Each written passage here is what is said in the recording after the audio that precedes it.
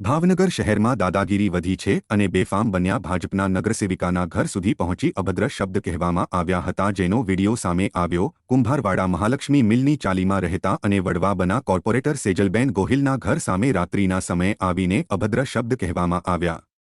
જ્યારે સેજલબેન ગોહિલ દ્વારા આશિષભાઈ ઉર્ફે ઈસુ મેઘજીભાઈ પરમાર સામે બોરતળાવ પોલીસ સ્ટેશનમાં ફરિયાદ નોંધાવવામાં આવી છે, જ્યારે કોર્પોરેટર દ્વારા જણાવવામાં આવ્યું હતું કે વિધાનસભાની ચૂંટણી સમયથી વાંધો ચાલ્યો આવે છે। રાત્રિના સમયે પોલીસને બોલાવવામાં આવી હતી અને નગરસેવિકા પોલીસ સ્ટેશન પર પહોંચી હતી અને આ બનાવને લઈને કોર્પોરેટર સેજલબેન ગોહિલ દ્વારા ગૃહમંત્રી હર્ષ સંઘવી સુધી રજૂઆત કરવામાં આવી છે। ત્યારે કહી શકાય કે ભાવનગર શહેરની અંદર જો ભાજપના કોર્પોરેટર સાથે આવું વર્તન કરવામાં આવતું હોય તો સ્થાનિક લોકો સાથે કેવો વ્યવહાર કરવામાં આવતો હોય તે વિચારવું રહ્યું છે।